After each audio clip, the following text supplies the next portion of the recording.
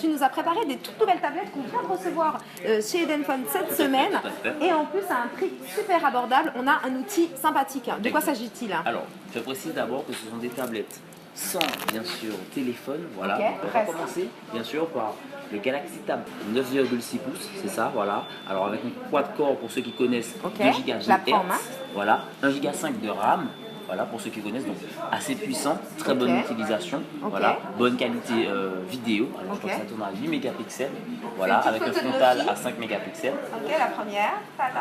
Donc 8 mégapixels, c'est déjà pas mal, hein, c'est ce qu'on a dans un téléphone lambda. Très abordable, très sympathique, très simple d'utilisation de toute façon. Alors, qui tourne sous Android 5.1 pour ceux qui connaissent. Voilà. Donc c'est bien parce que ce que j'aime bien, c'est, enfin, déjà pour les deux, je trouve qu'elles ont une super taille. Hein. Elles ont déjà une taille très sympathique. Pour un usage de tablette, ah ouais, non, mais c'est super. Très bon. Bon, on sait déjà que Samsung c'est quand même un des leaders du marché, donc on est déjà sûr d'être dans un objet qui est quand même dans une certaine solidité.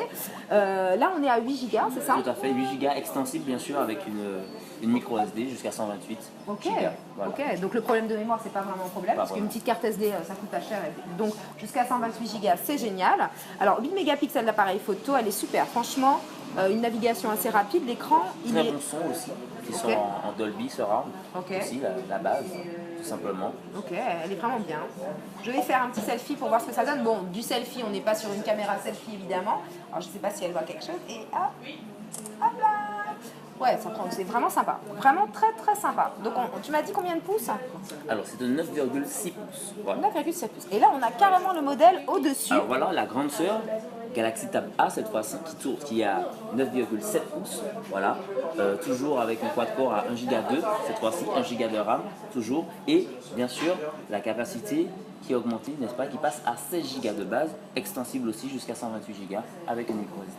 Alors par contre j'ai vraiment l'impression qu'au niveau de la qualité, on est sur un écran HD. Oui, tout à fait. Ah voilà. Ah, ici non. Non.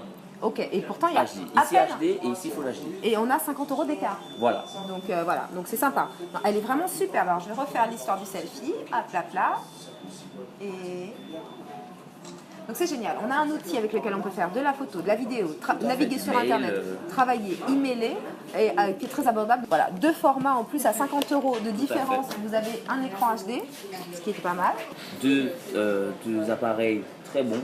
Maintenant, tout ce qui concerne le mailing, les jeux, etc., tout est possible avec ces tablettes pour un prix très abordable. Voilà. Donc les deux, elles prennent la carte SD. Hein. Tout à fait. Alors moi, j'avoue, j'ai flashé sur la Tab A qui a vraiment en plus un écran HD. Elle est vraiment sympathique. On voit qu'ils ont développé leur technologie. Hein. On est vraiment sur du haut de gamme. En plus, un design un peu à la iPad. En comparaison avec d'autres tablettes d'autres concurrents, très bon pour pas cher. Voilà. Eh bien, écoute, elle est vraiment géniale. Loki, je te remercie infiniment pour cette première rubrique ensemble.